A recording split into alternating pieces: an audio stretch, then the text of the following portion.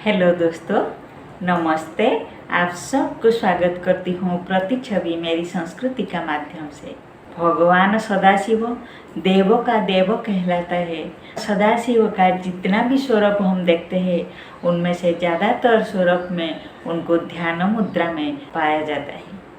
जो देवों का देव महादेव कहलाते हैं, स्वयं भू बुलाते हैं, वो फिर किसी परम सत्व के ध्यान में निमग्न रहते हैं। एकदा ब्रह्मादेव ने इंद्रादि देवों के लेकर भगवान सदाशिव को भेंट करने के हेतु कैलाश पर्वत में पहुंच गए थे।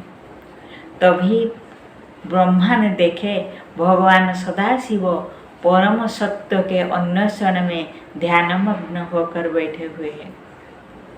ब्रह्मा ने भगवान सदाशिव को प्रणाम किए और बोले, हे प्रभु, हे देवों का देव महादेव, आपका अतिरिक्त और किसी को भी मैं नहीं जानता हूँ। फिर भी आप कौन सा परम सत्व के ध्यान में अपने आप को निमग्न करते हो? आपका ध्यान करने का समय सीमा कभी कभी इतना लंबा हो जाता है, माँ पार्वती को घोर तपस्या करके आपको ध्यान भंग करना पड़ता है। तभी भगवान सदाशिव ने बोले, हे ब्रह्मा जी सुनो, मैं उसी परम सत्व के ध्यान में अपने आप को निमग्न करता हूँ जो सर्व फलदायक, सर्व शुभदायक, सभी प्राणियों के हृदय में वास करने वाला वही परमात्मा परम सत्य को ध्यान करता हूँ।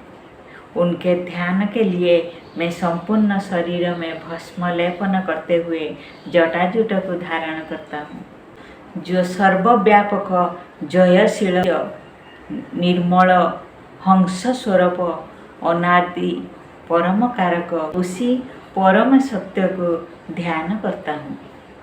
जो सत और असत के ऊपर, जिनका मुख में अग्नि, जिनका मस्तक में धूल, जिनका नाभि में आकाश, जिनका पाद जुगल में पृथ्वी, का नेत्रद्वय चंद्र और सूर्य कहलाते हैं, मैं उसी परम सत्य के ध्यान में अपने आप को निमग्न करता हूँ। जिनका हृदय में स्वर्ग, मर्त्य, पाताल तीन लोक विद्यमान, 10 दिशा जिनका भुजा के समान, नदियाँ जिनका अंगों का संधि कहलाता है, घन मेघमाला जिनका केशपुंज, पवन जिनका उच्चहास, मैं उसी आदि कारक अनादि पुरुष को हमेशा ध्यान करता हूँ।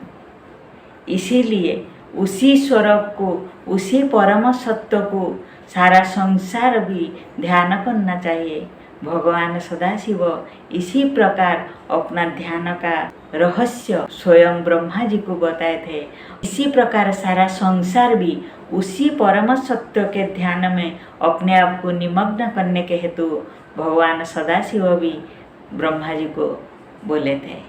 जो देवों का देव बोले थे, अपने ध्यान करने के लिए एक एक युग को बिता देते हैं। ये विषय वस्तु आप सबको कैसे लगा जरूर जनाइएगा।